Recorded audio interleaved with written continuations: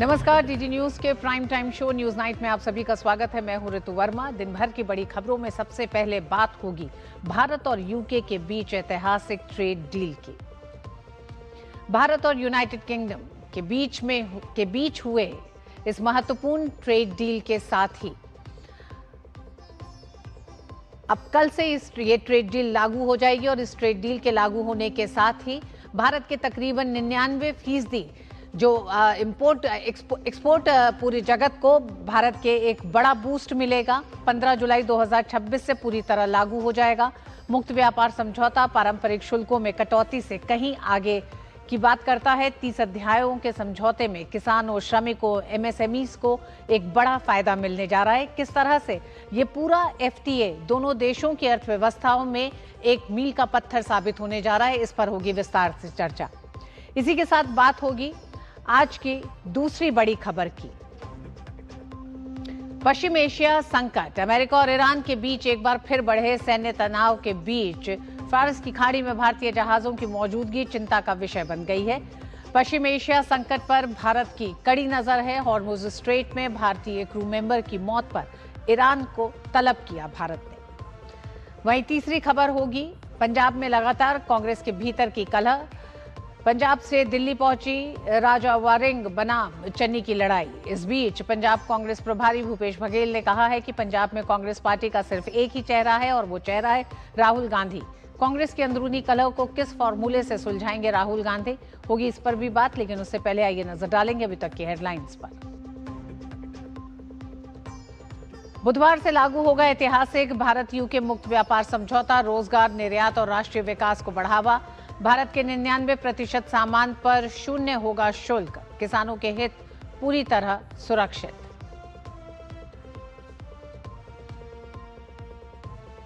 Hormuz में भारतीय जहाजों पर हुए हमलों पर भारत का कड़ा रुख। भारतीय क्रू मेंबर की मौत पर ईरानी राजनयिक को किया तलब।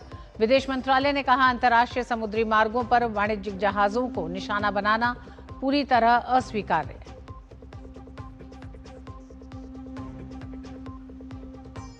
सुधारों की पटरी पर दौड़ रही भारतीय रेल मंत्री ने की 8 नए सुधारों की घोषणा। प्रदूषण रोकने के लिए फ्लाई ऐश के लिए विशेष कंटेनर्स की व्यवस्था। वाटरप्रूफ कंटेनर से किसानों तक सुरक्षित पहुंचेगी खाद।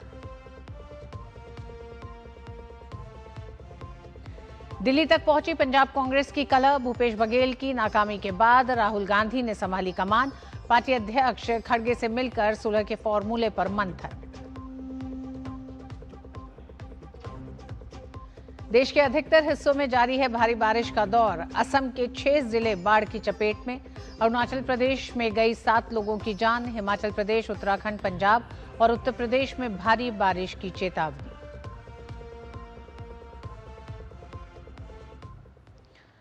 भारत और ब्रिटेन के बीच व्यापक आर्थिक और व्यापार समझौता बुधवार से लागू हो जाएगा। इस डील से भारत में कई ब्रिटिश सामान सस्ते होंगे।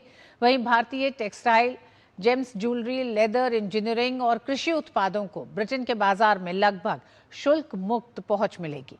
आखिर इस समझौते से आम उपभोक्ता, उद्योग और रोजगार पर क्या असर पड़ेगा, देखिए ये रिपोर्ट। भारत और ब्रिटेन के व्यापारिक रिश्तों में 15 जुलाई नया इतिहास लिखने जा रहा है। जुलाई 2025 में दोनों देशों के बीच साइन हुआ comprehensive economic and trade agreement लागू हो रहा है। इस समझौते का मकसद दोनों देशों के बीच व्यापार बढ़ाने के साथ ही निवेश बढ़ाना और कारोबारी लागत को कम करना है। सीटा में भारत को निर्यात के लिए बड़ा बाजार मिलेगा। भारत के सामान पर 0 टैरिफ होने से ब्रिटेन में बिकने वाले भारतीय सामान सस्ते होंगे, जिससे निर्यात में तेजी आएगी। अब भारत के लगभग 99% टैरिफ लाइन को ब्रिटेन में 0 ड्यूटी एक्सेस मिलेगा। भारत में बने कपड़ों की ब्रिटेन में मांग बढ़ेगी, साथ ही लेदर और फुटवेयर की भी मांग बढ़ेगी। भारत के समुद्री उत्पाद, रत्न और आभूषणों की डिमांड बढ़ेगी। भारत में बने खिलौने और खेल सामग्री की भी ब्रिटेन में मांग बढ़ेगी। ऑटो पार्ट्स के साथ कृषि और खाद्य उत्पाद की भी ब्रिटेन के बाजारों में मांग में तेजी आएगी। 0 ड्यूटी होने से भारत का सामान दूसरे देशों के सामान के मुकाबले ब्रिटेन में ज्यादा प्रतिस्पर्धी होगा, जिससे निर्यात बढ़ेगा। इससे उद्योगों को नए ऑर्डर मिलेंगे और भारत में रोजगार के अवसर बढ़ेंगे। While it also safeguards the India's sensitive sectors and areas like dairy, cereals, pulses, vegetables, gold and jewelry, smartphones, critical polymers, etc. So, in our perspective, this is deep, aspirational, one of its kind FTA. Bharat Britain के बीच हुआ ये free trade agreement भारतीय पेशेवरों के लिए नए रास्ते खोलेगा। डबल कंट्रीब्यूशन कन्वेंशन यानी DCC लागू होने से भारतीय पेशेवरों को बड़ी राहत मिलेगी। ब्रिटेन में 5 साल काम करने वाले भारतीयों को डबल सोशल सिक्योरिटी नहीं देनी होगी। इसका सीधा फायदा 75,000 से ज्यादा प्रोफेशनल्स को होगा। साथ ही भारत के इंजीनियर, आर्किटेक्ट और योग प्रशिक्षकों का ब्रिटेन जाना आसान हो जाएगा। इसके अलावा शेफ और संगीतकारों के लिए भी आवागमन के नियम आसान किए गए हैं। This is one of its first FTA of its kind, which establishes a future-oriented economic architecture between the two major economies of the world. This is also one of the most ambitious and aspirational FTAs of India, which we are operationalizing as till date. इस समझौते के लागू होने के बाद भारत में रहने वाले लोगों को सीधे फायदा मिलेगा। ब्रिटेन की लग्जरी और महंगी गाड़ियों से लेकर स्कॉच विस्की तक सस्ती हो जाएंगी। स्कॉच विस्की पर लगने वाली ड्यूटी को 150% से घटाकर 75% कर दिया गया है और अगले 10 साल में स्कॉच पर ड्यूटी सिर्फ 40% रह जाएगी। साथ ही ब्रिटेन में बनने वाली गाड़ियों पर भी कस्टम ड्यूटी कम हो जाएगी। इसके अलावा चॉकलेट, बिस्किट और कॉस्मेटिक्स जैसे ब्रिटिश सामान भी भारत में कम दाम में उपलब्ध हो सकेंगे। इस समझौते से भारत के कृषि जैसे संवेदनशील सेक्टर को पूरी तरह अलग रखा गया है। भारत के डेयरी सेक्टर पर समझौते का कोई असर नहीं होगा। इसके अलावा कृषि सेक्टर जैसे अनाज, दाल और सब्जियों पर भी इसका कोई असर नहीं पड़ेगा। भारत और ब्रिटेन के बीच लागू हो रहे FTA को अर्थशास्त्री भारत के एक्सपोर्ट के लिए मील का पत्थर बता रहे हैं। ये इंडिया के ट्रेड लैंडस्केप के लिए काफी सिग्निफिकेंट स्टेप है। ऑलमोस्ट 99% इंडियन एक्सपोर्ट्स अब यूके मार्केट में ड्यूटी फ्री एक्सेस के साथ एंटर कर पाएगा and specially textiles, leathers, engineering sectors को डायरेक्ट बेनिफिट मिलेगा। In my view this FTA India को एक मोर ग्लोबली इंटीग्रेटेड ट्रेड इकोनॉमी की तरफ ले जा रहा है, बट एक्चुअल गेन्स हमको नेक्स्ट 3 to 5 years में ही पता चलेंगे। साथ ही स्मार्टफोन मैन्युफैक्चरिंग और बाजार पर इसका असर नहीं होगा। इस समझौते की खास बात यह है कि भारत और यूके ने वर्ष 2030 तक अपने द्विपक्षीय कारोबार को $60 अरब से बढ़ाकर $100 अरब तक ले जाने का लक्ष्य रखा है। अब दुनिया की 5वीं और 6ठी सबसे बड़ी अर्थव्यवस्था के बीच लागू होने जा रहा ये मुक्त व्यापार समझौता विकसित भारत के संकल्प मेक इन इंडिया अभियान और रोजगार सृजन के लक्ष्य को आगे बढ़ाने में अहम भूमिका निभा सकता है। अजय मिश्र के साथ ब्यूरो रिपोर्ट, DD न्यूज। और भारत और यूके के बीच हुए ये FTA अन्य तमाम देशों के साथ जो FTA हुए उसमें कई मायनों में अलग है। आइए एक नजर डालते हैं कि किस तरह से न सिर्फ भारत की अर्थव्यवस्था बल्कि दोनों देशों की अर्थव्यवस्थाओं पर किस तरह का बड़ा असर पड़ेगा। भारत और यूके के बीच फ्री ट्रेड डील में इस समय जो देखा जा रहा है उसमें सबसे बड़ा फायदा जो एक्सपोर्ट सेक्टर को होने जा रहा है। तकरीबन 99% सामान अब ड्यूटी फ्री एक तरह से बिना किसी टैक्स के ब्रिटेन के बाजार में मौजूद होंगे। इसमें टेक्सटाइल है, समुद्री उत्पाद है, जेम्स एंड ज्वेलरी है, साथ ही साथ लेदर है, खेल का सामान है, खिलौने हैं, इंजीनियरिंग है, फुटवेयर है। ऑटो पार्ट सेक्टर को एक बड़ा बूस्ट मिलेगा इस डील से। इसी के साथ अगर आगे हम बात करें तो इसमें कुछ सेक्टर्स हैं जिन्हें बाहर रखा गया है और जिन पे लगातार भारत कहता रहा है अन्य देशों के साथ FTA के दौरान भी भारत ने इन सेक्टर्स को हमेशा से इस डील से, ट्रेड डील से बाहर रखा। उसमें सबसे बड़ा एक जो प्रतिबद्धता भारत की रही है वो किसानों की सुरक्षा रही है, जिसमें डेयरी, सेब, चीनी, चावल, चिकन, अंडे, एग्री प्रोडक्ट्स को शामिल नहीं किया गया है। मकसद यह है कि इस बाजार को सस्ते विदेशी सामान के लिए न खोला जाए, इसको सुरक्षित रखा जाए, किसानों को सुरक्षित रखा जाए। अब एक नजर ये भी डालते हैं कि किस तरह से यूके की चीजें सस्ती होने जा रही हैं। उसमें स्कॉच, विस्की और कारें हैं। अगर स्कॉच और विस्की की बात करें तो तकरीबन 150% का टैक्स अभी लगता है, जो अगले 10 सालों में 40% तक कम होते होते पहुंचेगा।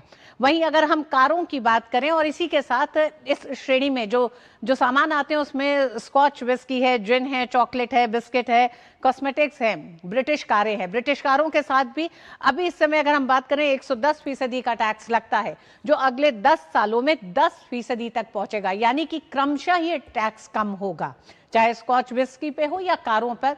एकदम से ये टैक्स नहीं कम हो रहा, 10 साल में ये टैक्स लगातार कम होते होते 40% और 10% तक पहुंचेगा। इसी के साथ अगर हम ये भी बात करें कि किस तरह के विकास का अनुमान लगाया जा रहा है, क्योंकि इसे अन्य एफटीओ की तुलना जब की जा रही है तो इसे अलग माना जा रहा है। ये कहा जा रहा है कि भारत के लिए ये भारत के व्यापार इतिहास में ऐतिहासिक क्षण होने जा रहा है।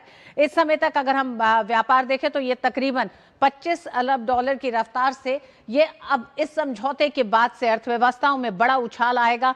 39% वृद्धि अनुमानित है, यानी 2040 तक यूके का भारत को निर्यात 7% तक बढ़ने का अनुमान लगाया जा रहा है। ये डील किसी एक अर्थव्यवस्था को नहीं बल्कि दोनों ही अर्थव्यवस्थाओं को आने वाले समय में मजबूत करने जा रही है। और किस तरह के असर होंगे, क्या एक तरह से वो चिंताएं रही भारत को जिस इस एफटीए से दूर रखा गया है, और पूरे अर्थव्यवस्था को, तमाम सेक्टर्स को कितना बड़ा बूस्ट मिलने जा रहा है, इस पर विस्तार से बात करेंगे। आज का विशेष भारत यूके एफटीए, हित सुरक्षित, विकास सुनिश्चित। प्रोफेसर राकेश मोहन जोशी, कुलपति IIFT हमारे साथ जुड़ रहे हैं। प्रोफेसर साहब, आपका स्वागत है। शिशिर सिन्हा, आर्थिक मामलों के वरिष्ठ पत्रकार, हमारे साथ जुड़ रहे हैं। शिशिर जी, आपका भी बहुत बहुत स्वागत है। और सबसे पहले रुख प्रोफेसर साहब आप ही का करेंगे। प्रोफेसर राकेश मोहन जोशी जी हमारे साथ जुड़े हुए हैं। इसे अपने तरीके का एक सबसे अलग एफटीए कहा जा रहा है प्रोफेसर साहब, लेकिन जिन बातों को अभी तक हम बता चुके हैं, चाहे वो अपने पैकेज के जरिए, ग्राफिक्स के जरिए, उससे इतर किस तरह से ये दोनों अर्थव्यवस्थाओं और भारत को एक बड़ा बूस्ट देने जा रही है। देखिए, ये एक बहुत ही टाइमली ऐसा एक एफटीए इंडिया ने साइन किया है which happened in the time of turbulence. क्योंकि पिछले साल 20 जुलाई को जब हमने इस एग्रीमेंट को साइन किया तो पूरे अर्थव्यवस्था परेशानी से गुजर रही थी। भारत और यूके दोनों बड़ी अर्थव्यवस्थाएं हैं और इसके अंदर सबसे इंपॉर्टेंट चीज है कि भारत के 99% एक्सपोर्ट जो यूके में हो रहे हैं वो अब टैरिफ फ्री एंटर कर सकेंगे। और उसके अंदर बहुत सारे जो हमारे लेबर इंटेंसिव प्रोडक्ट हैं जो हमारे इंटरेस्ट के, जैसे टेक्सटाइल सेक्टर जिसके अंदर 12% तक इंपोर्ट ड्यूटी यूके में लगती है, लेदर एंड फुटवेयर में लगभग 16% ड्यूटी लगती है, मैराइन प्रोडक्ट में कहीं कहीं 21, 31.5% लगती है, और इंजीनियरिंग प्रोडक्ट में जहां पे 18% ड्यूटी लगती है, वो सब ड्यूटी फ्री उसका हमको एक्सेस मिलेगा। उसके साथ ही हमने डेयरी, पल्सेस, एडिबल ऑयल जो हमारे सेंसिटिव सेक्टर हैं उनको हमने इसके अंदर रखा है। और सबसे इंपॉर्टेंट चीज जो इस एफटीए को अलग बनाती है वो ये है कि इसके अंदर हमने ये it goes beyond the trade agreement. और इसके अंदर सबसे इंपॉर्टेंट चीज ये है कि हमने double convention contribution, services sector को हमने बहुत इंपॉर्टेंट रखा है और उसमें डबल कंट्रीब्यूशन कन्वेंशन, जिसके अंदर जो लोग टेम्परेरी वर्कर भारत से वहां जाते हैं उनको डबल टैक्स नहीं देना पड़ेगा। सोशल सिक्योरिटी का एग्जम्पशन है, 3 साल का एग्जम्पशन से 3 से और 5 साल तक का एक एग्जम्पशन है, और उसके अंदर लगभग 75,000 इंडियन वर्कर्स को मतलब फायदा होने इसका की उम्मीद है। सीधे लाभ होने जा रहा है। प्रोफेसर साहब, शिशिर सिन्हा भी हमारे साथ जुड़े हुए हैं। शिशिर सिन्हा जी, ब्रिटेन की अर्थव्यवस्था का एक बड़ा हिस्सा सर्विस सेक्टर का है, किस तरह से डीसीसी एक बड़ा गेम चेंजर होने जा रहा है? निश्चित तौर पे देखिए, आज के दिन में, और देखिए आज हम लोग चर्चा कर रहे हैं तो भारत सरकार ने सर्विसेज के लिए एक नया इंडेक्स भी लॉन्च किया है, और उस इंडेक्स में इस बात की भी चर्चा है कि हमारे देश में सर्विसेज का जो औपचारिक क्षेत्र है, सेवा का जो औपचारिक क्षेत्र है, उसमें किस तरीके की प्रगति हो रही है। आज के दिन में कहते हैं कि सेवा क्षेत्र में जीसीसी का एक बहुत बड़ा योगदान है। इस तरीके से अगर हम लोग फ्री ट्रेड एग्रीमेंट में या कॉम्प्रिहेंसिव इकोनॉमिक जो अरेंजमेंट होता है उसमें हम अगर जीसीसी या सर्विसेज सेक्टर को बढ़ावा देते हैं, जहां पर हमारी एक्सपर्टीज है, जहां पर हमारा निर्यात सेवा क्षेत्र में काफी ज्यादा बढ़ा है, जैसे भी जोशी सर ने डबल कन्वेंशन का जिक्र किया था, डबल कंट्रीब्यूशन कन्वेंशन का जिक्र किया था, ये बहुत ही महत्वपूर्ण चीज है क्योंकि भारत से जो भी श्रम वहां पे जाता है अस्थायी कामगार के तौर पे, और यदि उसको दोनों जगहों पर सोशल सिक्योरिटी के लिए कंट्रीब्यूशन देना पड़े तो वो काफी ज्यादा दिक्कतें खड़ी कर सकता है, परेशानी कंपनी के लिहाज से भी खड़ी कर सकता है। तो मुझे लगता है कि सेवा क्षेत्र के लिए, देखिए सामान की बात आपने अपने पैकेज में भी बताया, आपने अलग से भी बताया कि कौन कौन से सामान है जिनका निर्यात या आयात जो है उसके ऊपर असर पड़ेगा। लेकिन मुझे लगता है कि सेवा क्षेत्र में आज के दिन की जो जरूरत है किस तरीके से विस्तार कर सके, न केवल देश में बल्कि देश के बाहर भी, वहां पर इस तरीके के व्यापार समझौते की अहमियत जो है वो काफी बढ़ जाती है। जी, प्रोफेसर साहब हमारे साथ जुड़े हुए हैं। प्रोफेसर साहब, हमने देखा कि किस तरह से इस एफटीए से भी डेयरी प्रोडक्ट्स को और खासकर भारत जिन क्षेत्रों को कंपटीशन के लिए नहीं खोलना चाहता है उन्हें सीमित रख सका है, लेकिन जो तमाम ऐसे क्षेत्र हैं, खासकर क्योंकि एक्सपोर्ट सेक्टर को एक बड़ा बूस्ट है, तो उन क्षेत्रों में कंपटीशन को देखते हुए भारत को किन चुनौतियों का सामना भी इन बड़े बाजारों में करना पड़ सकता है और उसके लिए क्या कुछ किया जा चुका है अभी तक? नहीं, वेरी राइट, क्योंकि अब टैरिफ से हटके चुनौतियां नॉन टैरिफ सेक्टर के अंदर बढ़ गई हैं, क्योंकि जो सबसे बड़ी चैलेंज भारतीय निर्यातों के सामने, एक तो जो टैरिफ का चैलेंज था जहां पे पाकिस्तान है, बांग्लादेश है, वियतनाम है, उनके टैरिफ स्ट्रक्चर कम था, तो we are incompetitive in those market, specially UK. तो यूके के अंदर ये टैरिफ अगर कम हुआ है 12-12.5% जो हाईएस्ट था टेक्सटाइल में, वो अगर कम हुआ है, तो जो चैलेंजेस हमारा है वो क्वालिटी है, मैन्युफैक्चरिंग है, सस्टेनेबिलिटी इश्यूज हैं, और उसके अलावा ट्रेसेबिलिटी है। तो इस तरह के जो नए इश्यूज हैं वो चैलेंज हमको सामना करना पड़ेगा। और यूरोप में आपने देखा स्पेशली कि अभी कार्बन बॉर्डर एडजस्टमेंट मैकेनिज्म जो है, तो वो सब चैलेंजेस हमको इसमें सामना करना पड़ेगा। तो अब सारा जोर वो टैरिफ से हटके, the Indian industry need to prepare themselves, the quality product at a competitive price. उसके अलावा एक और चीज है कि जैसे बांग्लादेश है या वियतनाम है, इन लोगों का यूके के बाजार के अंदर बड़ा डीप इंटीग्रेशन है सप्लाई चेन के अंदर, तो उसको तोड़ के भारतीय निर्यातकों को आगे बढ़ना होगा। तो टैरिफ की तो सरकार ने फैसिलिटी दी है, उसके साथ ही भारत सरकार ये प्रयास कर रही है कि ये एफटीए का लाभ कैसे निर्यातकों को पहुंच सके, स्पेशली एमएसएमई सेक्टर को या छोटे सेक्टर को। उसके लिए भारत सरकार बहुत सारे प्रोग्राम भी कर रही है, जिसके अंदर awareness programme and facilitation programme, export promotion councils के जरिए, स्टेट गवर्नमेंट्स के जरिए, जिससे उनको इनका बेनिफिट मिल सके। लेकिन तो चैलेंज के लिए सबसे इंपॉर्टेंट क्वालिटी, और दूसरा एक चैलेंज और भी है कि उनके बहुत सारे प्रोडक्ट हैं, जैसे विस्की है, एल्कोहलिक बेवरेजेस हैं, वो, और पहली बार हमने फुल बनी हुई कार जो है passenger car vehicle, specially from the petrol and diesel, उसके हमने उसमें 110% से ड्यूटी ओवर ए पीरियड हमने 10% घटाने की बात की है धीरे धीरे। तो वो हमको एक और चैलेंज करना पड़ेगा, हालांकि उसके लिए हमको टाइम मिल जाएगा, but the Indian manufacturers and exporters need to work right from now.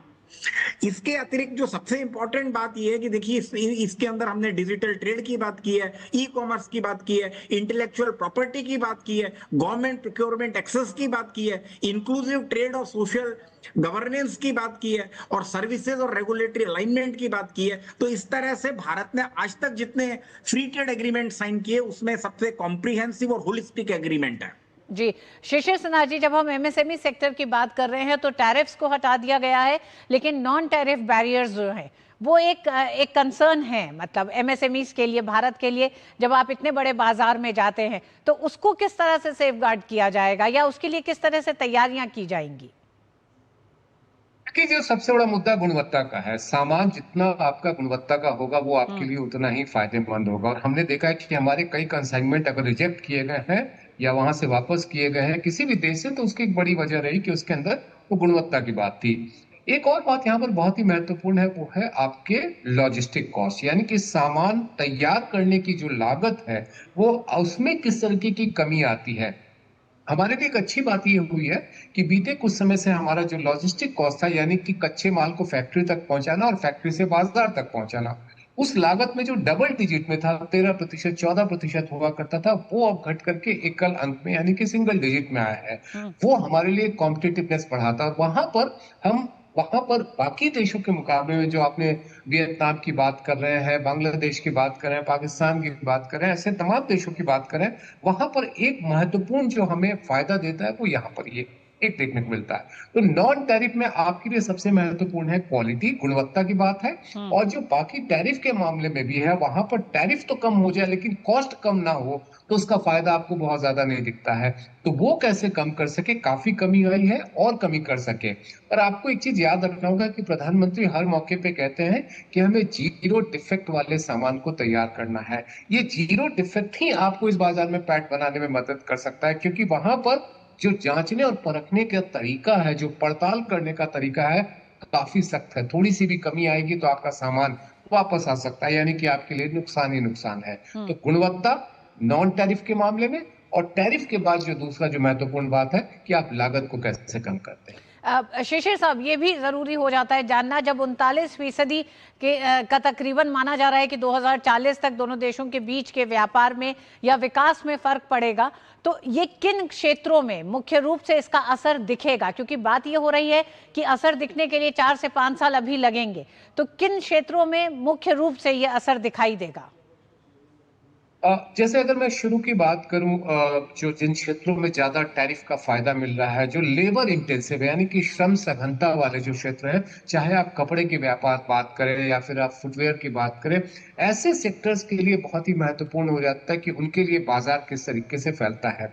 हाल के दिनों में दुनिया के कई देशों में कड़ी प्रतिस्पर्धा मिल रही है कई देशों से। कपड़े का जो निर्यात है, सिले सिलाए वस्त्रों का जो निर्यात है, उसके ऊपर असर पड़ा है। तो ये एक ऐसा क्षेत्र है जिसमें मुझे लगता है कि एक बड़े पैमाने पर फायदा हो सकता है। एक और क्षेत्र जो मुझे काफी महत्वपूर्ण लग रहा है वो है कालीन। देखिएगा कि हमारे कालीन के मामले में हमें काफी ज्यादा, एक कहते हैं ना, हमें दक्षता हासिल रही है, लेकिन बीते कुछ समय से कालीन का कारोबार जो है, आप देखेंगे कि पूर्वी उत्तर प्रदेश से जहां पर बड़े पैमाने पर कालीन का निर्यात किया जाता है, जहां से वहां पर व्यापार पर असर पड़ा है। वो एक क्षेत्र है जहां पर उसको कुछ हद तक फायदा मिल सकता है।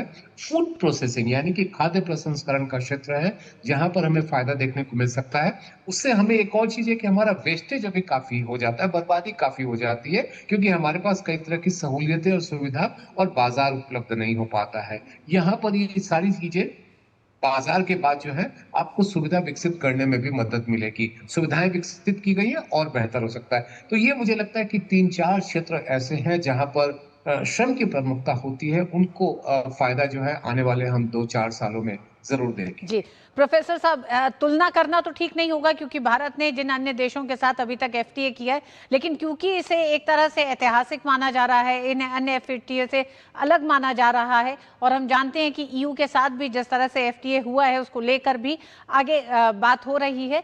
ऐसे में यूके के साथ के एफटीए को तो आप किन किन क्षेत्रों में अलग मान रहे हैं बिल्कुल, और ज्यादा एक तरह से दोनों ही अर्थव्यवस्थाओं के लिए, दोनों ही देशों के संबंधों के लिए महत्वपूर्ण मान रहे हैं? नहीं, ये देखिए, ये एफटीए एक विन विन एफटीए है। भारत और यूके दोनों को फायदा होगा। अगर आप ब्रिटेन के भी आज अखबार उठा के देख रहे हैं तो ब्रिटेन के अखबारों ने भी इसकी बड़ी तारीफ की है, और इसके अंदर क्योंकि उनकी ऑटो इंडस्ट्री को भारत में बाजार मिलेगा जिसकी उनको जरूरत थी, और हमारे सारे प्रोडक्ट को, इसमें मेराइन प्रोडक्ट एक इंपॉर्टेंट प्रोडक्ट है जिसमें बाजार हमको मिलेगा। और उसके अलावा जेम्स एंड ज्वेलरी, उसके अंदर लगभग 2.5 से 4% का जो टैरिफ वहां पे वो जब खत्म होगा, उसके अंदर इंडिया इज वेरी कॉम्पिटिटिव। और जेम्स एंड ज्वेलरी में क्वालिटी का इतना बड़ा इशू नहीं है, उसके अंदर स्पेशली ये टैरिफ का एक स्ट्रक्चर था, तो उसके अंदर हमको फायदा मिलेगा। स्पोर्ट्स गुड्स हैं, और जैसा कि बताया, लेबर इंटेंसिव के प्रोडक्ट का फायदा मिलेगा। और ये इंपॉर्टेंट हमारे लिए इसलिए है कि आप देखिए कि मार्केट एक्सेस जो है वो गुड्स के अलावा इसमें रूल्स ऑफ ओरिजिन पे जो काम किया गया है हमारे, इसको सिंप्लीफाई करेगा, क्योंकि सेल्फ सर्टिफिकेशन जो है वो exporter origin, rules of origin का के लिए सेल्फ सर्टिफाई कर सकेंगे। तो इससे एक्सपोर्ट करने की जो दिक्कत है वो कम होगी और इसमें कॉस्ट भी कम होगी। उसके अलावा इसमें हमने ट्रेड रेमेडीज को कवर किया है, कस्टम और ट्रेड फैसिलिटेशन को इसमें कवर किया गया है, सैनिटरी एंड फाइटोसैनिटरी मेजर्स को कवर किया गया है, और technical barrier of trade specially जो कि इंडस्ट्रियल और प्रोडक्ट सेफ्टी से, वो भी इसमें कवर किया गया है, सर्विसेज के, और उसके अलावा हमारी प्रोफेशनल मोबिलिटी को उसमें कवर किया है हमने। तो उसमें फाइनेंशियल सर्विसेज स्पेशली जो है, बैंकिंग, इंश्योरेंस एंड फिनटेक, उसको अपन ने कवर किया है, मूवमेंट ऑफ नेचुरल पर्सन हमने कवर किया है। तो मुझे ऐसा लगता है कि इतनी चीजें आज तक किसी ने कवर नहीं हुई इससे पहले, और ये एक बहुत कॉम्प्रिहेंसिव और दोनों देशों के लिए एक विन-विन सिचुएशन है। प्रोफेसर साहब, अंत में बहुत संक्षेप में, एक ऐसे दौर में ये एफटीए हो रहा है जब विश्व में बड़ा उथल-पुथल चल रहा है, सप्लाई चेन्स पे बड़ा संकट है, ऐसे में भारत और यूके के बीच का ये एफटीए किस तरह से उन तमाम समस्याओं के एक नए समाधान के तौर पर आ रहा है सामने? नहीं, बहुत बहुत धन्यवाद ऋतु जी। आप देखिए कि जब विश्व के अंदर स्पेशली हमको एक सप्लाई चेन के अंदर प्रॉब्लम हो रही है, लॉजिस्टिक्स की प्रॉब्लम है, मिडिल ईस्ट जो हमारा बड़ा बाजार है वो लगभग UAE and all these countries जो हमारा बड़ा बाजार है वो परेशानी में, तो भारत ने एक डेवलप्ड देश के साथ जो कि दोनों दुनिया की बड़ी इकोनॉमी है, टॉप 5 टॉप 4 में, और दोनों के अंदर बहुत ज्यादा सामंजस्य है, और उसके अंदर मुझे ऐसा लगता है ट्रेड को, मैन्युफैक्चरिंग को, इकोनॉमी को, दोनों ही कंट्रीज के अंदर एक एक बूस्ट मिलेगा और हमारा ट्रेड बढ़ेगा। और इस समय हमको एक अल्टरनेटिव ट्रेड डेस्टिनेशन की जरूरत है, product diversification and market diversification. तो मार्केट डाइवर्सिफिकेशन इस समय वक्त की रिक्वायरमेंट है, क्योंकि हमारा लगभग 22-22.5% एक्सपोर्ट अमेरिका पे था। तो reducing dependence on America and making this market much more attractive for Indian exporters, specially tariff के लिए और बहुत सारी जो हमने चीजें कवर की हैं उसके लिए।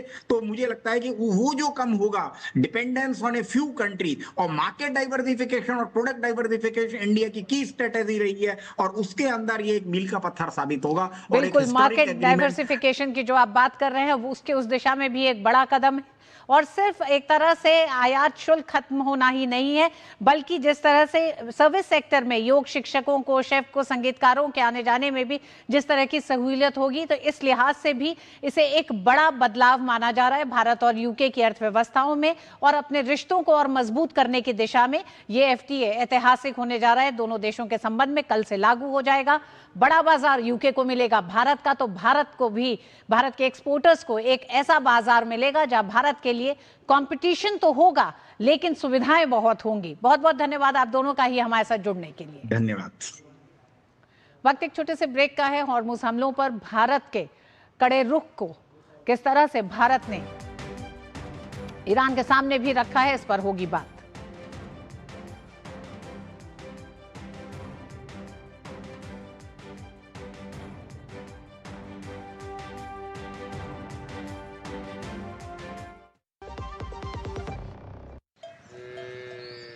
वाह, गाय तुम्हारी माता है ना?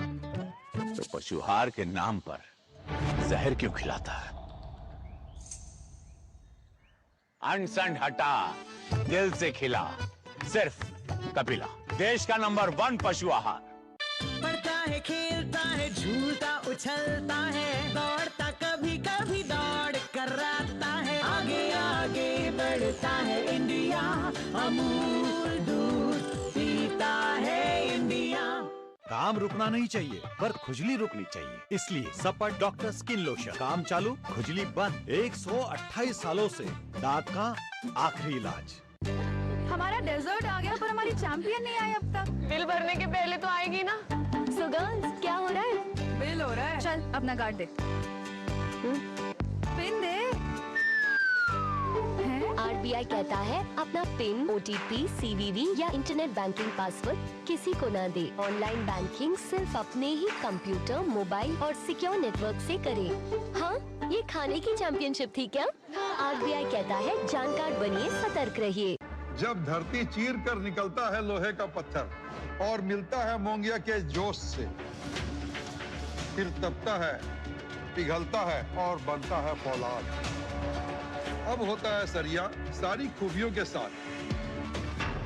मोंगिया स्टील, मजबूत देश का मजबूत सरिया। ओ हरी भैया, अरे वाह, खेतों में कौन सी फसल लगाए हो? 12 महीने कमा कर दे ऐसी फसल। क्या? मैंने नया व्यवसाय शुरू किया है। उसके लिए पैसे? इसमें किसी निवेश की जरूरत ही नहीं। अच्छा मुखिया जी। अरे मुखिया जी नमस्ते। अरे हरी, कब आ रहे हो? आप बस चलिए, मैं पहुंचता हूं। अब मैं LIC एजेंट हूं। LIC एजेंट बनो, अब बड़ा सोचो। हमारी वेबसाइट पर जाएं या अपनी नजदीकी LIC शाखा से संपर्क करें। गोल्डी छोले मसाले, जहाँ जाएं रिश्ते बनाएं। गोल्डी लाए हैं फ्रेश लॉक टेक्नोलॉजी, जो रखे मसालों को हर समय फ्रेश। हॉर्मुज़ स्ट्रेट में बढ़ते तनाव ने एक बार फिर पूरी दुनिया की चिंता बढ़ा दी है। 2 व्यापारिक जहाजों पर हुए हमलों में भारतीय नाविकों के प्रभावित होने के बाद भारत ने कड़ा रुख अपनाया है। विदेश मंत्रालय ने ईरान के उपराजदूत को तलब कर अपनी नाराजगी जताई है। वहीं भारत ने दोनों पक्षों से कूटनीति, संवाद और बातचीत की मेज पर लौटने का आह्वान भी किया है। देखिए इस पूरे मामले पर हमारी खास रिपोर्ट। पश्चिम एशिया के आसमान में बारूद की गंध एक बार फिर फैल गई है। हॉर्मुज़ जल डमरू मध्य दुनिया की ऊर्जा धमनियों में से एक फिर से रण क्षेत्र में तब्दील हो गया है। इस बार निशाना बने हैं 2 व्यापारिक जहाज MT अल बहिया और MT मोबासा। इन व्यापारिक जहाज़ों पर हुए हमले ने न सिर्फ अंतर्राष्ट्रीय समुद्री सुरक्षा पर सवाल खड़े कर दिए हैं, बल्कि भारत की चिंता भी बढ़ा दी है, क्योंकि इन हमलों की चपेट में आए जहाज़ों पर भारतीय नाविक भी सवार थे।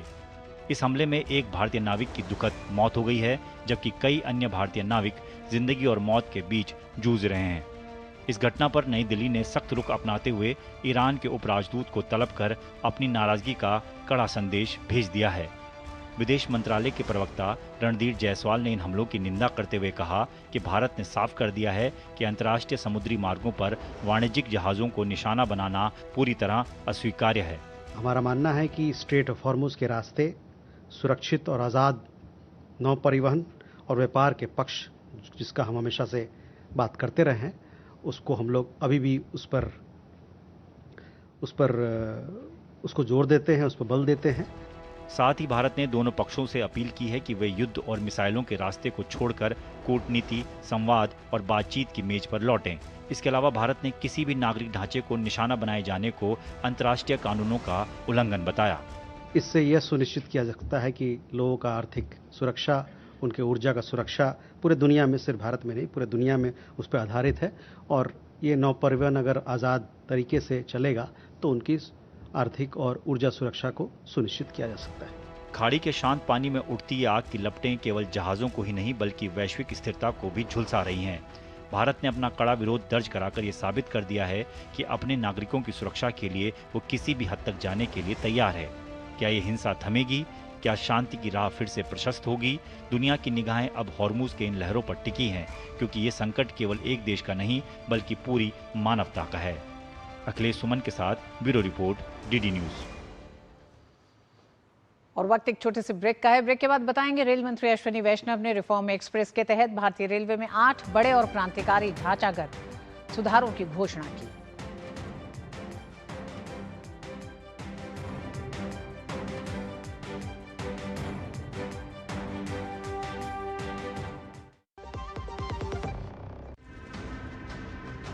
हरदम तैयार है, बिल्कुल तैयार है, हरदम तैयार है, बिल्कुल तैयार है, जी जाने से तैयार है, इसीलिए तो हम लहरों के पहरेदार हैं। जय भारती, जय भारती, हम है नौसेना, हम है भारत के सारथी।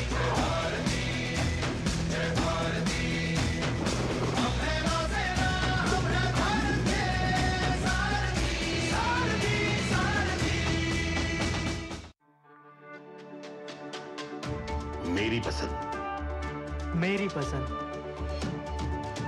मेरी पसंद, मेरी पसंद, हमारी पसंद, हम सबकी पसंद। मजबूत देश का मजबूत सरिया हो गया स्टील। काम रुकना नहीं चाहिए पर खुजली रुकनी चाहिए, इसलिए सपर डॉक्टर स्किन लोशन। काम चालू, खुजली बंद। 128 सालों से दांत का आखिरी इलाज। पर्यटन केवल घूमने फिरने तक सीमित नहीं बल्कि संस्कृति, रोजगार और आर्थिक विकास का मजबूत आधार है। प्रधानमंत्री श्री नरेंद्र मोदी की मंशा अनुरूप और मुख्यमंत्री डॉक्टर मोहन यादव के नेतृत्व में मध्य प्रदेश का पर्यटन अब अंतर्राष्ट्रीय स्तर पर नई पहचान बना रहा है। वसुधैव कुटुम्बकम की भावना के साथ मध्य प्रदेश देश विदेश से आने वाले हर पर्यटक का आत्मीय स्वागत कर रहा है। मध्य प्रदेश आके हमें प्रकृति, संस्कृति और आध्यात्मिकता का अनुभव हुआ। यहाँ की साफ सफाई, व्यवस्थाएं और लोगों का अपनापन हमारी यात्रा को यादगार बना गया। मध्य प्रदेश सरकार का बहुत बहुत धन्यवाद। ग्रामीण पर्यटन, वेलनेस और इको टूरिज्म जैसे नए क्षेत्रों पर विशेष फोकस के साथ मध्य प्रदेश सतत विकास और बेहतर पर्यटन अनुभव की दिशा में तेजी से आगे बढ़ रहा है। धार्मिक पर्यटन की दृष्टि से और अन्य पर्यटकों की दृष्टि से अगर कोई पर्यटक आए किसी राज्य में, हाँ हमें गर्व है मध्य प्रदेश वो स्थान है जहाँ सर्वाधिक रूप से टूरिज्म का सेक्टर सबसे अच्छी गति से बढ़ा। गोल्डी छोले मसाले जहाँ जाए रिश्ते बनाए। गोल्डी लाए हैं फ्रेश लॉक टेक्नोलॉजी जो रखे मसालों को हर समय फ्रेश। भारतीय रेल को अधिक आधुनिक, सुरक्षित और कारोबार के अनुकूल बनाने की दिशा में रेल मंत्रालय ने सुधारों की नई श्रृंखला का ऐलान किया है। पहले घोषित 9 सुधारों के बाद अब 8 और बड़े फैसले लिए गए हैं। इनका मकसद माल ढुलाई को तेज, पर्यावरण के अनुकूल और कम लागत वाला बनाना है। भारतीय रेल अब माल ढुलाई के पूरे इकोसिस्टम को आधुनिक बनाने की दिशा में तेजी से आगे बढ़ रही है। सबसे पहले फ्लाई ऐश के परिवहन में प्रदूषण कम करने के लिए अब विशेष बंद कंटेनरों का इस्तेमाल होगा। इनमें ऊपर से लोडिंग और साइड से अनलोडिंग की व्यवस्था होगी, जिससे धूल उड़ने की समस्या काफी हद तक खत्म हो जाएगी। किसानों तक उर्वरक समय पर और सुरक्षित पहुंचे, इसके लिए अब फर्टिलाइजर की ढुलाई भी वाटरप्रूफ स्टील कंटेनरों में की जाएगी, ताकि बारिश के दौरान भी खाद खराब ना हो। फ्लाई ऐश के लिए स्पेशल कंटेनर डिजाइन किया है, जिसमें लोडिंग होगी टॉप से। एक कंटेनर अगर आप इमेजिन कीजिए, लोडिंग टॉप से होगी और उसका डिस्चार्ज होगा साइड से। कंटेनर के अंदर है तो वो धूल मिट्टी होने का उसका पॉसिबिलिटी नहीं है। दूसरा, जब आपको यूज करना हो उसको, आज सीमेंट का प्रोडक्शन में इसका इतना यूज होगा तो एक एक कंटेनर उसको खाली करके कन्वेयर बेल्ट पे लगा के उसका यूज कर सकते हो। रेलवे ने कंटेनर कारोबार को आसान बनाने के लिए यूनिफाइड लाइसेंस सिस्टम लागू करने का फैसला किया है। इसके तहत 25 करोड़ रुपए की एक मुश्त फीस पर पूरे देश में कंटेनर संचालन का लाइसेंस मिल सकेगा। वहीं रेलवे के सुरक्षा से जुड़े कार्यों में अब स्किल सर्टिफिकेशन अनिवार्य होगा। अगले 24 महीने में इसे चरणबद्ध तरीके से लागू किया जाएगा। 1 से 2 दिन के मूल्यांकन के बाद QR कोड आधारित डिजिटल स्किल कार्ड जारी किए जाएंगे। असफल होने वाले कर्मियों को प्रशिक्षण के बाद दोबारा अवसर भी मिलेगा। निर्माण कार्यों में पारदर्शिता लाने के लिए ठेकेदारों से काम शुरू होने से पहले 10% परफॉर्मेंस सिक्योरिटी ली जाएगी, लेकिन रनिंग बिल से अब कोई कटौती नहीं होगी। वहीं भूमि अधिग्रहण की प्रक्रिया को पूरी तरह डिजिटल बनाने के लिए रेल भूमि नाम का वेब आधारित प्लेटफॉर्म तैयार किया गया है। यह पोर्टल रेलवे की अन्य डिजिटल प्रणालियों से जुड़कर जमीन अधिग्रहण की प्रक्रिया को और अधिक पारदर्शी और तेज बनाएगा। एक और बड़ा बदलाव वैगन डिजाइन नीति में किया गया है।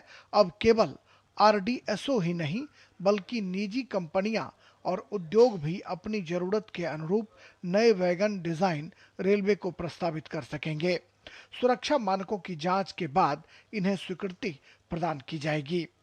जिस इंडस्ट्री को जिस तरह का वैगन चाहिए, वो अपने प्रकार का वैगन प्रपोज कर सकते हैं। उस वैगन की डिजाइन को RDSO इवेल्युएट करेगा। नए तरह की बोगी लाना चाहो ले आओ, पिछली बार में वो कमी रह गई थी। नया तरह का कपलर लाना चाहो लेके आ जाओ, नए तरह के कंपोनेंट्स लाना चाहो ले आओ। रेलवे का जो स्टैंडर्ड SOD जिसको कहते हैं, जो शेड्यूल ऑफ डिजाइन है, उसको फॉलो करना पड़ेगा ताकि ब्रिज और टनल में जाके कहीं दिक्कत नहीं आए। रेल मंत्रालय ने पेट्रोलियम कंपनियों को भी अपनी जरूरत के मुताबिक विशेष वैगन डिजाइन करने, खरीदने या लीज पर लेने की अनुमति देने का फैसला किया है।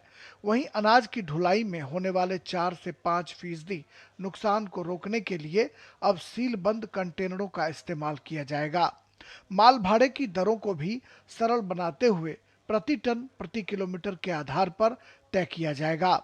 इसके अलावा AC कोचों से तौलिया, बेडशीट और कंबल की चोरी रोकने के लिए भी अगले 2 महीनों में नया सुधार लागू करने की तैयारी है।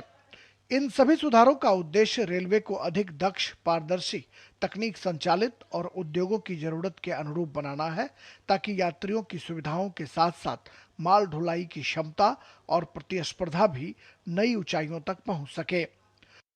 राजेश राज की रिपोर्ट, डीडी न्यूज, दिल्ली।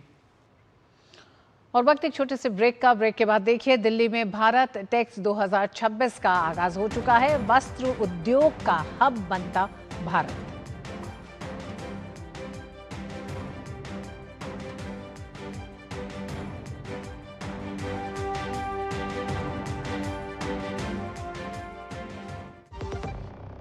पर्यटन केवल घूमने फिरने तक सीमित नहीं, बल्कि संस्कृति, रोजगार और आर्थिक विकास का मजबूत आधार है। प्रधानमंत्री श्री नरेंद्र मोदी की मंशा अनुरूप और मुख्यमंत्री डॉक्टर मोहन यादव के नेतृत्व में मध्य प्रदेश का पर्यटन अब अंतर्राष्ट्रीय स्तर पर नई पहचान बना रहा है। वसुधैव कुटुम्बकम की भावना के साथ मध्य प्रदेश देश विदेश से आने वाले हर पर्यटक का आत्मीय स्वागत कर रहा है। मध्य प्रदेश आके हमें प्रकृति, संस्कृति और आध्यात्मिकता का अनुभव हुआ।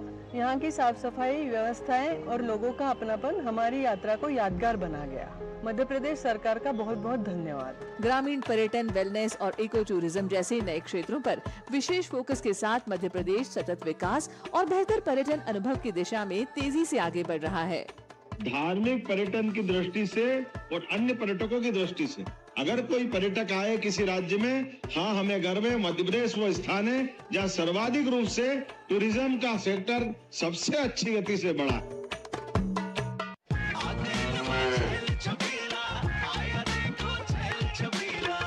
एक कपिला, अरे भाई सब एक ही जैसा होता है। ये लो साधारण पशु आहार।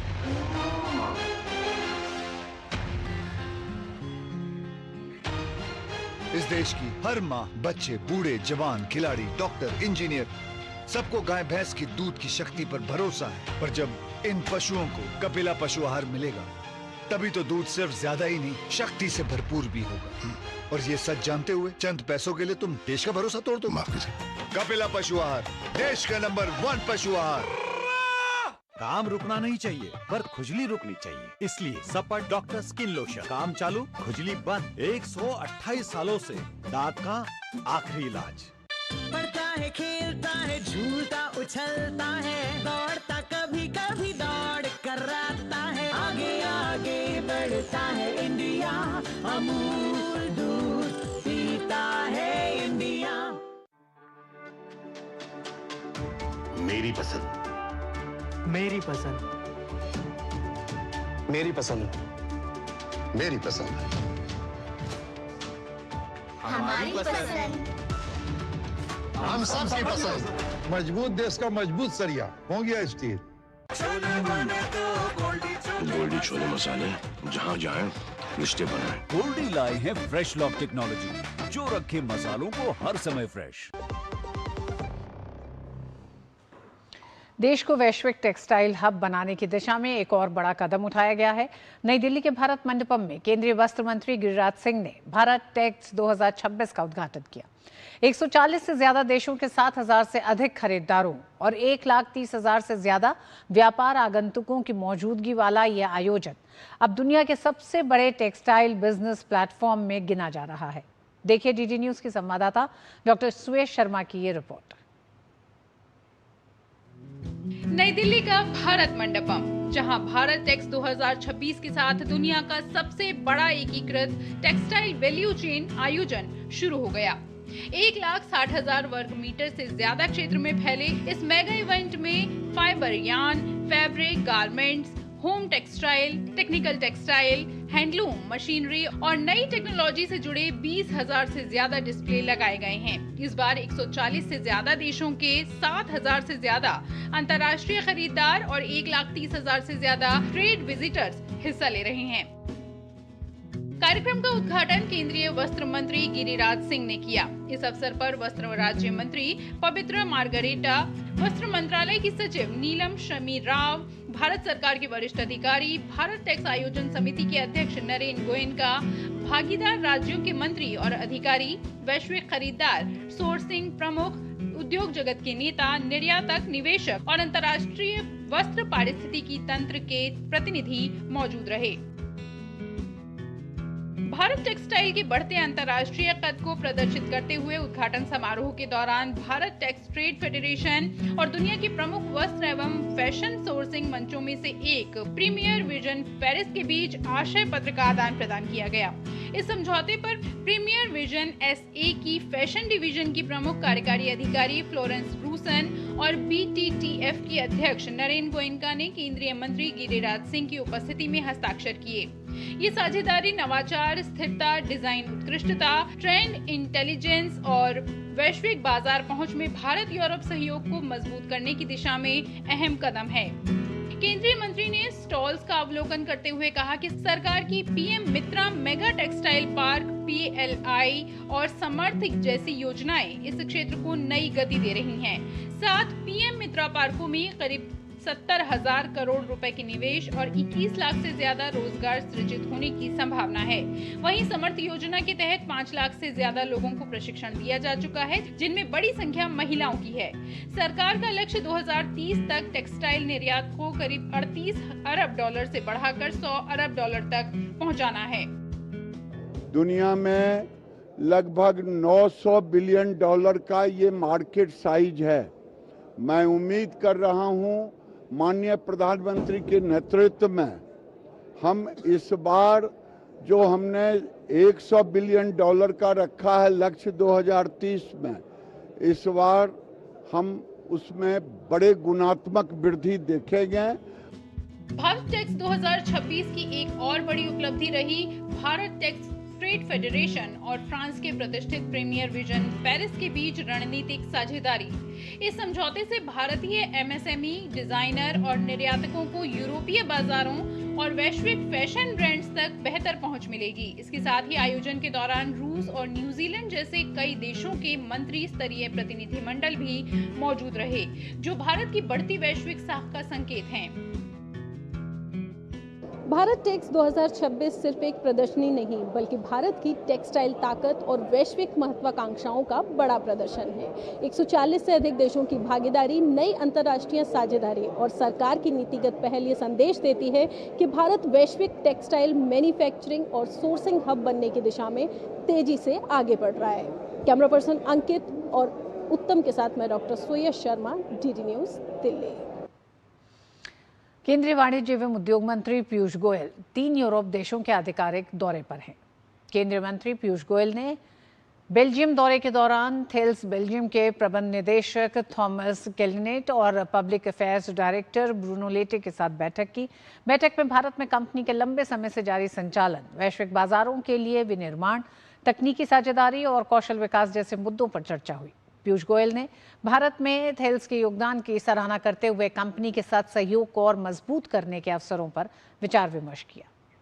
अपनी यात्रा के पहले पड़ाव में केंद्रीय वाणिज्य और उद्योग मंत्री पीयूष गोयल ने स्पेन के उद्योग और पर्यटन मंत्री जॉर्जी से मुलाकात की। इस दौरान उन्होंने व्यापार, निवेश, मैन्युफैक्चरिंग, इनोवेशन, पर्यटन और भविष्य के लिए तैयार अन्य क्षेत्रों में भारत स्पेन सहयोग को मजबूत करने के नए अवसरों पर चर्चा की। वहीं यात्रा के अपने तीसरे चरण में केंद्रीय वाणिज्य एवं उद्योग मंत्री पीयूष गोयल फिनलैंड का भी दौरा करेंगे। और वक्त एक छोटे से ब्रेक का। ब्रेक के बाद बात होगी भारी बारिश ने किस तरह देश के अलग अलग हिस्सों में लोगों की मुसीबत को बढ़ा दिया है।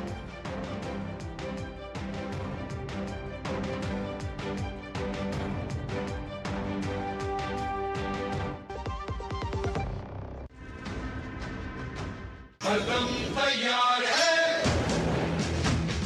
बिल्कुल तैयार है, हरदम तैयार है, बिल्कुल तैयार है, जी जाने से तैयार है, इसीलिए तो हम लहरों के पहरेदार हैं। जय भारती, जय भारती, हम हैं नौसेना, हम हैं भारत के सारथी।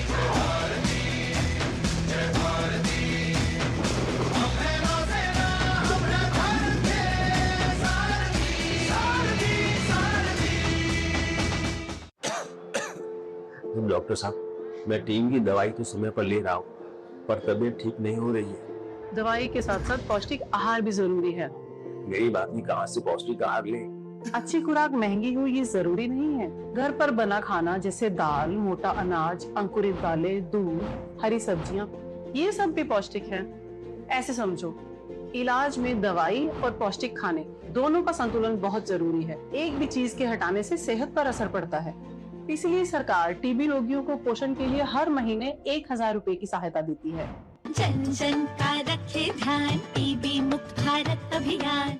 Hey girls! Hi! Congratulations! आज तो पार्टी चाहिए। चैंपियन के साथ सेल्फी लेंगे। आइडिया, यही करते हैं पार्टी। Pizza party. ये चल अपना कार्ड और पिन दे। मेरे कार्ड की डिटेल्स मैं खुद ही डालूंगी। आरबीआई कहता है अपना पिन, ओटीपी, सीवीवी या इंटरनेट बैंकिंग पासवर्ड किसी के साथ शेयर ना करें। ऑनलाइन बैंकिंग सिर्फ अपने कंप्यूटर, मोबाइल और सिक्योर नेटवर्क से करें। बाय गर्ल्स, कहाँ जा रही है? सुना नहीं, नो शेयरिंग। आरबीआई कहता है जानकार बनिए, सतर्क रहिए। एक बात समझ लीजिए, न बीमारी दुनिया से कहीं जाने वाली है और ना ही हॉस्पिटल के खर्चे। बस आपको ये सोचना होगा कि हॉस्पिटल का बिल कौन भरेगा, आप या आपकी इंश्योरेंस पॉलिसी। आज ही पॉलिसी बाजार से हेल्थ इंश्योरेंस लीजिए। पॉलिसी बाजार पे 1 करोड़ का हेल्थ इंश्योरेंस सिर्फ 550 रुपए हर महीने से शुरू होता है। गोल्डी छोले मसाले, जहाँ जाए रिश्ते बनाए। गोल्डी लाए हैं फ्रेश लॉक टेक्नोलॉजी, जो रखे मसालों को हर समय फ्रेश। पंजाब कांग्रेस में सत्ता और संगठन को लेकर मची खींचतान अब दिल्ली तक पहुंच चुकी है। पूर्व मुख्यमंत्री चरणजीत सिंह चन्नी और प्रदेश अध्यक्ष अमरिंदर सिंह राजा वडिंग के बीच की तनातनी ने पार्टी की एकजुटता पर बड़े सवाल खड़े कर दिए हैं। राज्य में भूपेश बघेल की तमाम कोशिशें नाकाम होने के बाद राहुल गांधी पार्टी अध्यक्ष मल्लिकार्जुन खड़गे से मिले। राहुल गांधी और मल्लिकार्जुन खड़गे के बीच हुई मुलाकात के क्या है मायने, देखिए हमारी इस खास रिपोर्ट में। पंजाब कांग्रेस में इन दिनों सब कुछ ठीक नहीं चल रहा है। कुछ हफ्तों से पार्टी के भीतर जारी कलह सड़कों पर और फिर दिल्ली हाईकमान तक जा पहुंची है। एक तरफ पूर्व मुख्यमंत्री चरणजीत सिंह चन्नी है तो दूसरी तरफ प्रदेश कांग्रेस अध्यक्ष अमरिंदर सिंह राजा वडिंग। विवाद इतना गहरा गया है कि नेता प्रतिपक्ष राहुल गांधी को खुद मोर्चा संभालना पड़ा है। राहुल ने कांग्रेस अध्यक्ष मल्लिकार्जुन खड़गे के साथ दिल्ली में बैठक की। प्रदेश प्रभारी भूपेश बघेल लगातार डैमेज कंट्रोल में जुटे हैं, लेकिन अपने चंडीगढ़ प्रवास के दौरान बघेल सुलह का कोई फॉर्मूला निकाल नहीं पाए। बघेल ने स्पष्ट कर दिया कि पंजाब में राहुल गांधी का चेहरा ही सबसे बड़ा चेहरा है और पार्टी को किसी एक गुट के बजाय सामूहिक नेतृत्व में काम करना होगा। लेकिन सवाल तो यही है कि क्या चन्नी और वडिंग के समर्थकों के बीच बढ़ चुकी ये दूरी आसानी से मिट पाएगी? अभी 6 दिनों में चंडीगढ़ में रह के अधिकांश जो बड़े नेता हैं उनसे मुलाकात हो गई। अधिकांश लोगों में पीसीसी से सीनियर लीडर हैं उनके निवास में जाकर, तो कमोवेश बहुत सारे नेताओं से मुलाकात हुई है। चरणजीत सिंह चन्नी और वडिंग के बीच की इस लड़ाई के पीछे संगठन विस्तार है। दरअसल चरणजीत सिंह चन्नी का लगातार राजा वडिंग का विरोध करना साफ संकेत देता है कि पार्टी में सब कुछ ऑल इज वेल तो कतई नहीं है। भूपेश बघेल के तमाम प्रयासों के बावजूद नेताओं की अपनी अपनी डफली और अपना अपना राग हाईकमान के लिए परेशानी का सबब बन चुका है। तो वहीं दूसरी तरफ प्रदेश कांग्रेस अध्यक्ष अमरिंदर सिंह राजा वडिंग ने तमाम अटकलों को सिरे से खारिज कर दिया है। पंजाब कांग्रेस में जारी गुटबाजी पर बीजेपी ने तीखा हमला बोला है, तो वहीं भाजपा नेताओं का मानना है कि कांग्रेस में नेता प्रतिपक्ष और प्रदेश अध्यक्ष के बीच लड़ाई सिर्फ कुर्सी तक सीमित नहीं है, बल्कि पार्टी के भीतर मचे बिखराव का भी सबूत है। कईयां ते दोष लगदे कि वो बीजेपी दे लीडरां नूं मिलदे है, कईयां ते दोष लगदे कि वो उत्तर प्रदेश दे किसी लीडर नूं मिलदे है, कईयां ते दोष लगदे वो झाड़ू दे लीडरां नूं मिलदे। बिल्कुल ही इज 100% करेक्ट। चन्नी ने एक किस्म से बगावत का झंडा खड़ा किया हुआ है। असल में सबके सब मुख्यमंत्री पद के दावेदार है, जबकि सरकार में आने वाले नहीं है, तो सरकार उनकी बनने वाली नहीं है, पर फिर भी अपने आप को मुख्यमंत्री पद का दावेदार बता रहे हैं चन्नी। चाहे वो गुरु प्रताप बाजवा हो, चाहे प्रकट सिंह हो, चाहे राजा वडिंग हो, चाहे दावा हो, सबके सब आपस में खींचतान में लगे हुए हैं। तो एक तरफ चन्नी की नाराजगी है तो वहीं दूसरी तरफ वडिंग की कार्यशैली पर सवाल। क्या आलाकमान चन्नी और वडिंग को एक मंच पर ला पाएगा या फिर ये गुटबाजी 2027 के चुनावी रण में कांग्रेस की राह और मुश्किल कर देगी? ये बड़ा सवाल कांग्रेस आलाकमान के लिए सिरदर्द बन गया है। फिलहाल पंजाब का सियासी पारा चरम पर है और दिल्ली से मिलने वाले निर्देशों पर सबकी निगाहें जा टिकी है। Bureau report, DD news. Monsoon की बारिश अब देश के कई हिस्सों में मुश्किलों का कारण बनती जा रही है। असम में बाढ़ ने एक बार फिर लोगों की परेशानी को बढ़ा दिया है, तो वहीं अरुणाचल प्रदेश में भारी बारिश और भूस्खलन ने तबाही मचाई है। कहीं गांवों का संपर्क टूट गया है, तो कहीं सड़कें और पुल पानी के तेज बहाव में बह गए हैं। ओडिशा में भी भारी बारिश का अलर्ट जारी किया गया है। वहीं उत्तर भारत के कई राज्यों में आने वाले दिनों में तेज बारिश की चेतावनी है। देखिए हमारी ये रिपोर्ट पूरे मौसम मॉनसून पर बदलती तस्वीर को देश में। इसी के साथ मुझे दीजिए अनुमति। नमस्कार। आसमान से बरसती आफत और नदियों का बढ़ता शोर, कहीं डूबे हैं गांव घर, कहीं मची है तबाही चारों ओर। कहीं नदियां उफान पर हैं, कहीं पुल पानी में समा गए हैं, कहीं सड़कें टूट गई हैं और कहीं गांवों का संपर्क दुनिया से कट गया है। मॉनसून की बारिश अब सिर्फ राहत नहीं, कई इलाकों में आफत बनती जा रही है। असम में बारिश के बाद बाढ़ का संकट फिर गहराने लगा है। राज्य के 6 जिले इस समय बाढ़ की चपेट में हैं। धेमाजी, लखीमपुर, सोनितपुर, दरांग, जोरहाट और शिवसागर जिले बाढ़ की चपेट में हैं। इन जिलों के 61 गांवों में पानी भर चुका है। वहीं करीब 9,600 से ज्यादा लोग प्रभावित हैं, जबकि लगभग 180 हेक्टेयर कृषि भूमि पानी में डूब गई है। लखीमपुर सबसे ज्यादा प्रभावित जिला है, जहां बड़ी संख्या में लोग बाढ़ की मार झेल रहे हैं। बाढ़ का असर सिर्फ इंसानों तक सीमित नहीं है, करीब 2,500 से ज्यादा पशु भी प्रभावित हुए हैं। गुवाहाटी में भी बाढ़ ने परेशानी बढ़ाई है। कई इलाकों में जलभराव के कारण यातायात प्रभावित हुआ है। हालांकि राहत की बात यह है कि अभी तक बाढ़ से किसी की मौत या लापता होने की सूचना नहीं है। असम के पड़ोसी राज्य अरुणाचल प्रदेश में बारिश कहर बनकर टूटी है। भारी बारिश और भूस्खलन ने इंफ्रास्ट्रक्चर की कमर तोड़ दी है। NH 13 पूरी तरह तबाह हो चुका है। कुमे नदी पर बना 84 मीटर लंबा पुल पानी के तेज बहाव में तिनके की तरह बह गया, जिससे क्रा दादी जिले के 8 गांवों का संपर्क देश दुनिया से कट चुका है। इस प्राकृतिक आपदा में अब तक 7 लोगों की जान जा चुकी है और 29 लोग घायल हैं। लगभग 97,000 लोग प्रभावित हैं। प्रशासन और सुरक्षा बल बचाव कार्य में जुटे हैं, लेकिन लगातार हो रही बारिश रेस्क्यू ऑपरेशन की राह में सबसे बड़ी बाधा बनी हुई है। उधर ओडिशा के कई इलाके में बारिश का दौर जारी है। बंगाल की खाड़ी में बने कम दबाव के क्षेत्र के कारण मौसम विभाग ने राज्य के कई हिस्सों में रेड अलर्ट जारी किया है। केंद्रपाड़ा, जगत सिंहपुर और भद्रक में मूसलाधार बारिश की आशंका है। समंदर के बिगड़े मिजाज को देखते हुए मछुआरों को अगले 5 दिनों तक समुद्र में न उतरने की सख्त हिदायत दी गई है। इस बीच देश के उत्तर पश्चिमी हिस्सों में मॉनसून फिलहाल थोड़ा कमजोर है, लेकिन 17 जुलाई से यहाँ भी मौसम का मिजाज बदलेगा। हिमाचल प्रदेश, उत्तराखंड, पंजाब और उत्तर प्रदेश में भारी बारिश की चेतावनी दी गई है। उत्तराखंड के लिए 18 जुलाई तक येलो अलर्ट जारी है। पिथौरागढ़, चंपावत और बागेश्वर में भारी बारिश की संभावना है, जबकि बाद के दिनों में गढ़वाल क्षेत्र में भी बारिश बढ़ सकती है।